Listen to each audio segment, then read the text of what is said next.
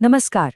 RBSE board परीक्षा की तैयारी चल रही है तो गणित में एक चैप्टर है जिसे बिल्कुल भी हल्के में नहीं लेना है, द्विघात समीकरण। तो चलो आज इसी को पूरी तरह से मास्टर करते हैं। बोर्ड एग्जाम बस आने ही वाला है और ये सवाल तो सबके दिमाग में घूम रहा होगा। तो पता है क्या, आज इस चैप्टर से जुड़ा हर डर खत्म कर देते हैं और अपनी तैयारी को एकदम रॉक सॉलिड बनाते हैं। देखो, ये कोई ऐसा वैसा चैप्टर नहीं है। बोर्ड एग्जाम में ना इससे 2, 3 या 4 नंबर के सवाल पक्के हैं, मतलब गारंटीड। तो आज का अपना मिशन क्या है? इन सारे मार्क्स को अपनी मुट्ठी में करना। तो आज का अपना गेम प्लान क्या है? सबसे पहले समझेंगे कि आखिर ये समीकरण है क्या। फिर इन्हें सॉल्व करने के सारे हथियार देखेंगे, इनके अंदर छिपे राज को जानेंगे और देखेंगे कि असल दुनिया में ये कहाँ काम आते हैं। और हाँ, आखिर में एग्जाम में फुल मार्क्स लाने के लिए कुछ जबरदस्त टिप्स भी होंगे। तो चलो सबसे पहले और सबसे बेसिक सवाल से शुरू करते हैं। आखिर ये द्विघात समीकरण है क्या चीज?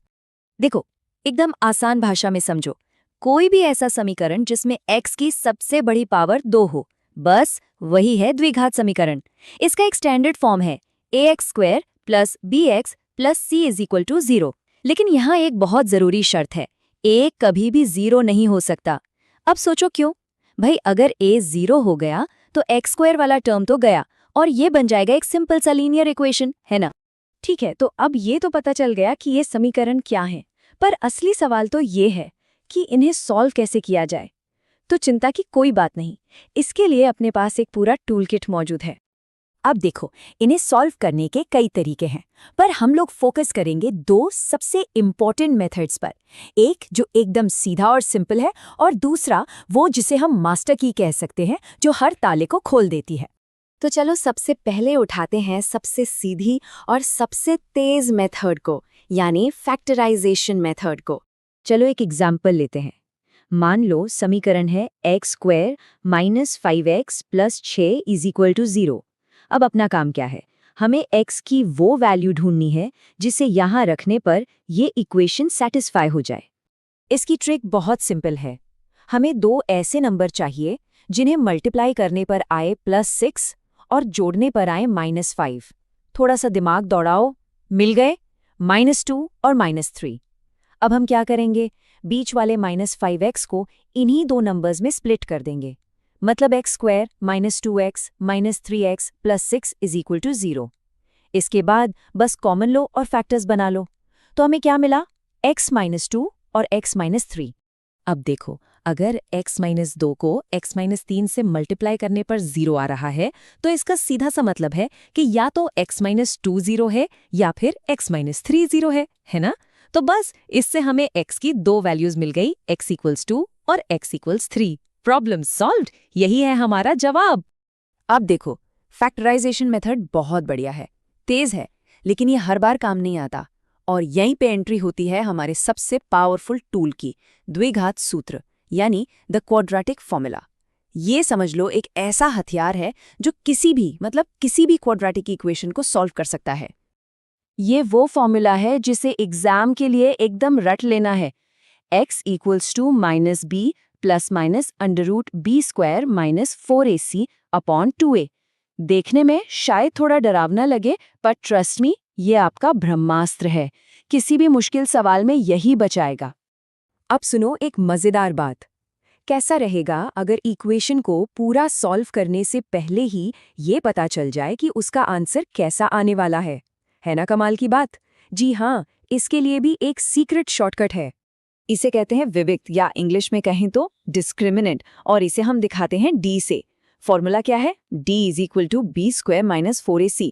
अरे एक मिनट, ये तो क्वाड्रेटिक फॉर्मूला के स्क्वायर रूट के अंदर वाला हिस्सा ही है। तो बेसिकली ये हमारे समीकरण के आंसर्स के लिए एक तरह की भविष्यवाणी करने वाली मशीन है। और इसके रूल्स एकदम सिंपल हैं। अगर d की वैल्यू 0 से ज्यादा है तो 2 अलग अलग रियल आंसर्स मिलेंगे। अगर d ठीक 0 के बराबर है तो दोनों आंसर्स सेम टू सेम होंगे। और अगर d 0 से कम यानी नेगेटिव है तो कोई रियल आंसर मिलेगा ही नहीं। ये छोटी सी ट्रिक एग्जाम में आपका बहुत कीमती टाइम बचा सकती है, सीरियसली। अक्सर लोग सोचते हैं कि मैथ्स बस नंबर्स का खेल है, पर ऐसा नहीं है। चलो अब देखते हैं कि ये क्वाड्रेटिक इक्वेशंस हमारी रियल लाइफ की प्रॉब्लम्स को सॉल्व करने में कैसे काम आती हैं। चलो एक पहेली सुलझाते हैं। दो ऐसे कंसेक्यूटिव होल नंबर्स बताओ, मतलब एक के बाद एक आने वाले, जिनको मल्टीप्लाई करने पर 132 आए। ये एक क्लासिक वर्ड प्रॉब्लम है जो एग्जाम में अक्सर दिख जाती है। देखो, वर्ड प्रॉब्लम्स में सबसे पहला और सबसे इंपॉर्टेंट स्टेप होता है उसे मैथ्स की लैंग्वेज में बदलना। तो मान लेते हैं पहला नंबर x है, तो अगला नंबर क्या होगा? जाहिर है x+1। अब सवाल कहता है कि इन दोनों का प्रोडक्ट 132 है, तो इक्वेशन बन गई x+1 इज इक्वल टू 132। इसे थोड़ा सा सिंप्लीफाई करो और ये बन गई x² plus x minus 132 equal to 0। आ गया ना आपने स्टैंडर्ड फॉर्म में? अब जब इस इक्वेशन को सॉल्व करेंगे तो x की दो वैल्यूज निकल कर आएंगी, एक 11 और दूसरी -12। पर रुको, सवाल में क्या पूछा था? पूर्ण संख्याएं यानी होल नंबर्स। तो -12 तो अपना आंसर हो नहीं सकता, इसलिए हम लेंगे x इक्वल्स टू 11। तो वो दो नंबर्स कौन से हुए? 11 और 12। हो गई पहेली सॉल्व। बहुत बढ़िया। अब थ्योरी भी समझ ली, मेथड्स भी देख लिए, रियल लाइफ प्रॉब्लम भी सॉल्व कर ली। अब बस कुछ फाइनल टिप्स जो एग्जाम हॉल में सक्सेस की गारंटी देंगे।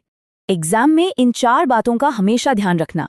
नंबर 1, इक्वेशन को हमेशा पहले स्टैंडर्ड फॉर्म में लिखो। नंबर 2, सॉल्व करने से पहले फटाफट डी निकालकर चेक कर लो कि आंसर्स कैसे आएंगे। नंबर 3, फॉर्मूला हमेशा साफ साफ लिखना। एंड नंबर 4, अपने फाइनल आंसर को एक बॉक्स में डालकर हाईलाइट कर दो।